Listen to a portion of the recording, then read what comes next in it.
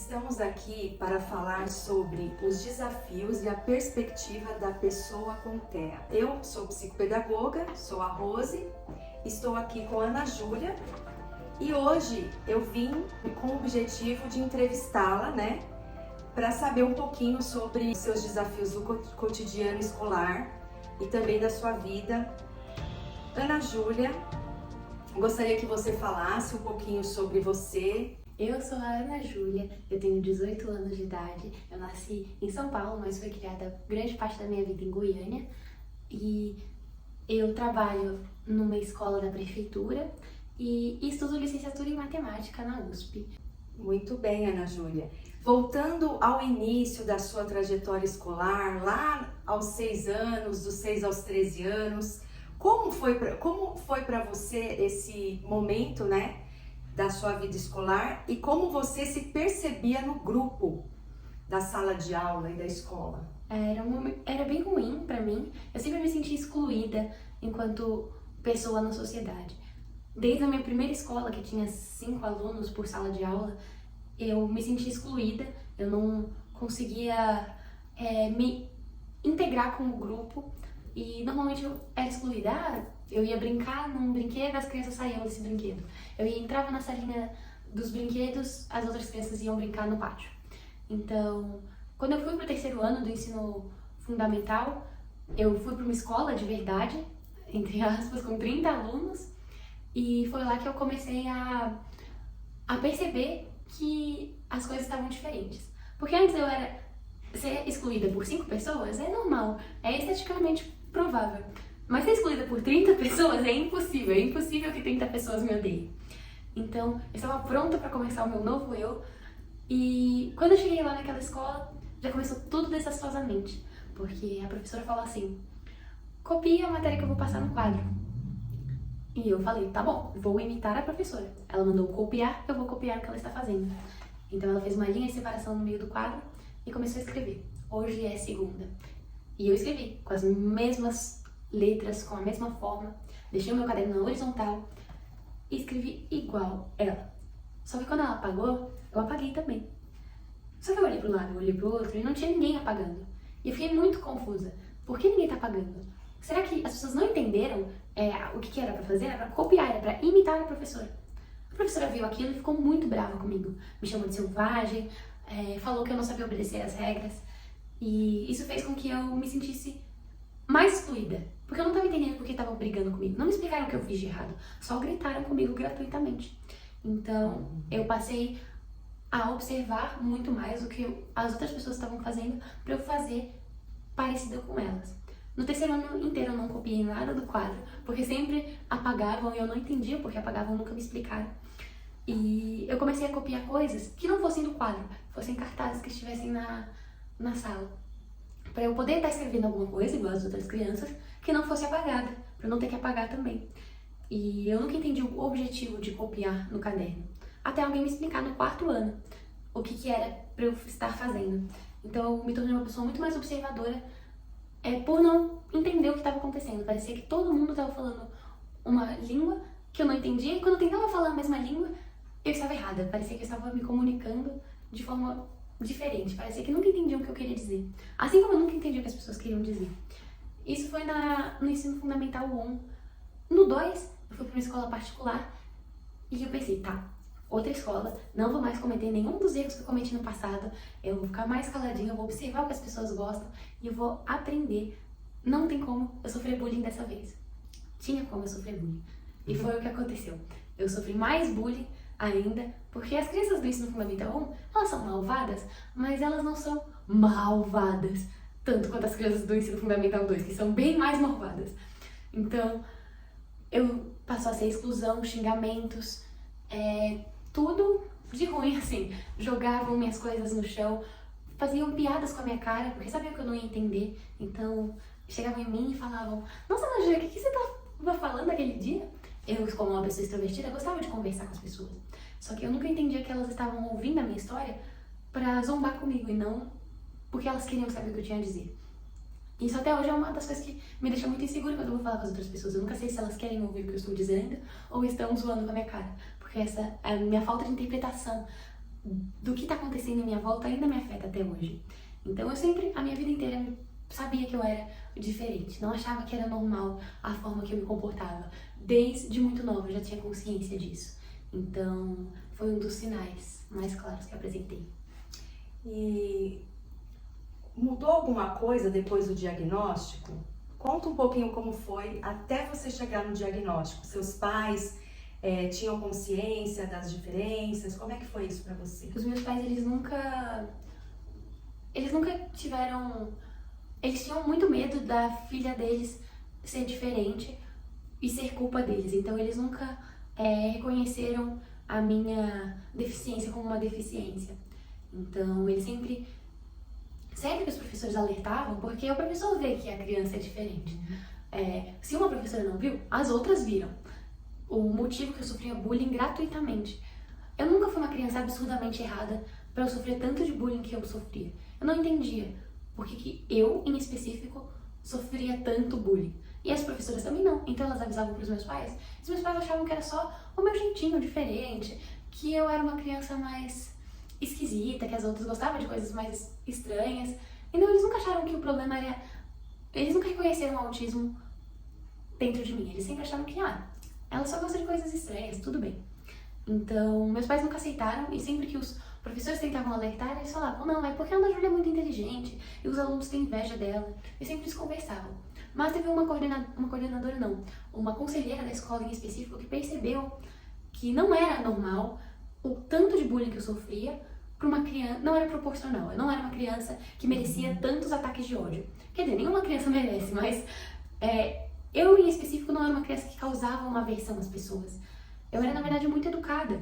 Então, ela começou a desconfiar e me levou para fazer avaliações neuropsicológicas. Quando saiu a avaliação, precisava que um neurologista assinasse o laudo. E foi ela que me ajudou a ir atrás de todo esse processo. Quando finalmente saiu o diagnóstico, eu li, eu falei, faz sentido. E conversando, porque os neurologistas, como eu era uma criança, não falaram diretamente pra mim, levaram pra conselheira da escola. E quando eu fui falar isso pros meus pais, eles tiveram uma recusa inicial, e até hoje ainda tem, de não, mas isso que você apresenta, todo mundo é um pouco autista. Então meus pais ainda têm essa recusa um pouco até hoje. Muitos dos meus familiares estão, conforme o tempo vai passando, estão aceitando mais, eu estou explicando melhor pra eles. Atualmente, a minha mãe gosta de brincar que o autismo tá na moda e que tem muitas pesquisas sobre. Então meus familiares estão vendo essas pesquisas e estão falando, é verdade, a Ana Júlia realmente sempre apresentou essas coisas.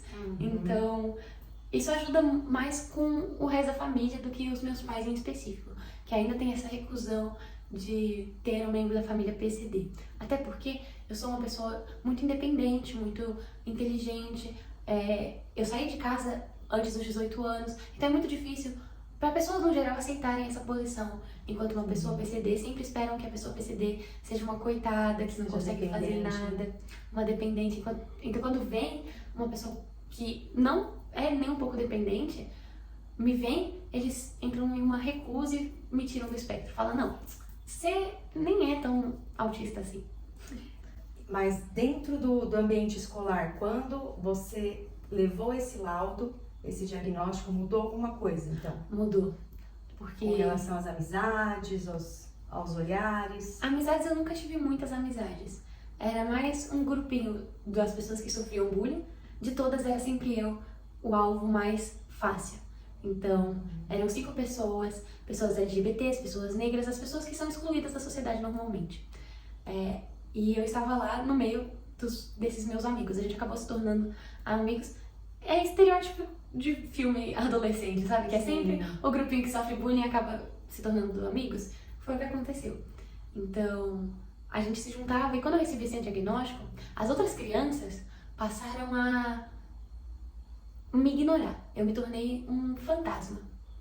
Então, eu preferia que continuasse com bullying do que o jeito que aconteceu. Então, eu levei esse diagnóstico e eu virei um fantasma. Eles tinham medo de falar comigo, de eu ser um ser selvagem, porque agora eu tenho um diagnóstico de autismo, ou de falar em coisas preconceituosas na maioria das vezes. Então resolveram me ignorar. Falar, deixa a Ana Júlia lá no canto dela. E eu, como uma pessoa extrovertida, eu anseio por comunicação social, Mesmo tendo a minha deficiência social, eu anseio por conversar com as outras pessoas. E mesmo assim, eu fui deixar ela de lado. Foi assim, deixa ela no canto dela, lendo o livro de gente esquisita dela, é melhor. E o engraçado é que você chega para a escola, né, como estagiária, e vai cair justamente na sala de recursos, que é uma sala que a gente vê tem um grupinho ali. A gente não fala que eles são os excluídos, mas eles são os diferentes, né? Sim. E aí, como foi para você essa chegada na escola e sendo direcionada para a sala de recursos? Foi fácil ou você teve alguma dificuldade? No começo não foi fácil, porque parecia um processo muito desorganizado. Quando eu cheguei, eu estava atribuída a uma função que nem existia naquele turno daquela escola. Então eu já comecei assim, tá bom, e agora? Então eu fui atribuída para a sala de recursos, mas não era o que estava no meu contrato. E eu já fiquei, ok, que medo. Que era uma desorganização muito grande. E quando eu cheguei na sala de recursos, as pessoas que estavam responsáveis por esses alunos não estavam presentes. Você e a outra estagiária que já conhecem os alunos, eles não estavam presentes. E quem ficou responsável de me apresentar os alunos era uma pessoa que sabe os alunos pela ficha deles, e não pelas pessoas, pelo comportamento que eles apresentam, só sabe o que está escrito na ficha, que é um pouco amplo.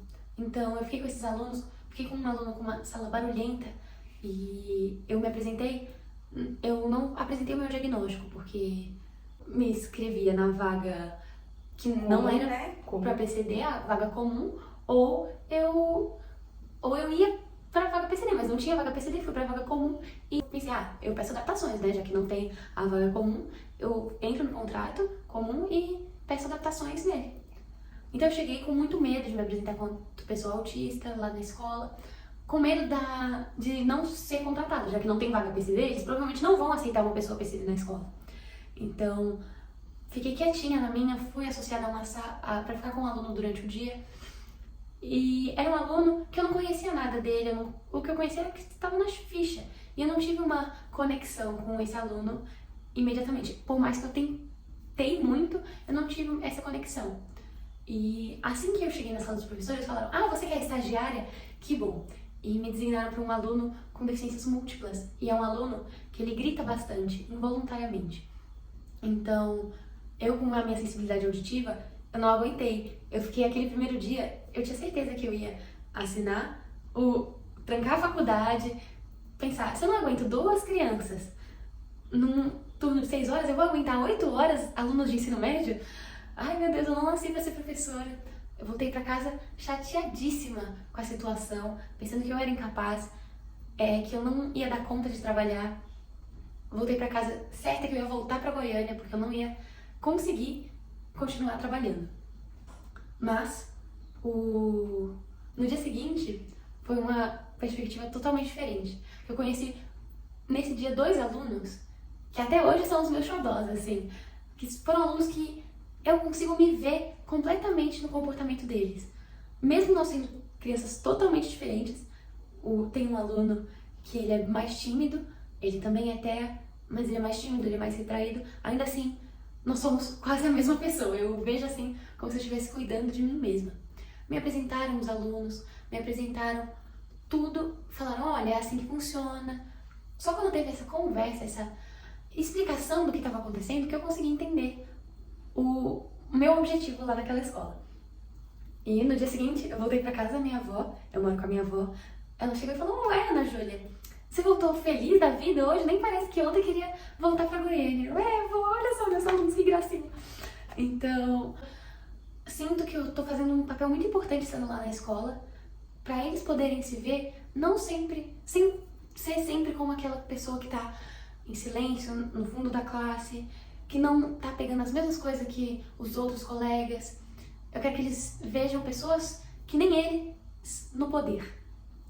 Pessoas sendo professoras, bancárias, em todo lugar. Chega de exclusão, assim, eu gosto desse papel, de cumprir esse papel, de estar lá, porque eles nunca tiveram acesso a uma pessoa que tem um poder social em cima, não só dele, como de outros alunos, sendo uma pessoa igual a eles. E quando eu estou lá, eu vejo que esse papel está sendo cumprido, não só por mim, Mas você os representa muito, né? Sim, com certeza. Porque o seu trabalho lá é um trabalho que você sente a dor da criança que está passando aquilo, né? Sim. Aquela exclusão.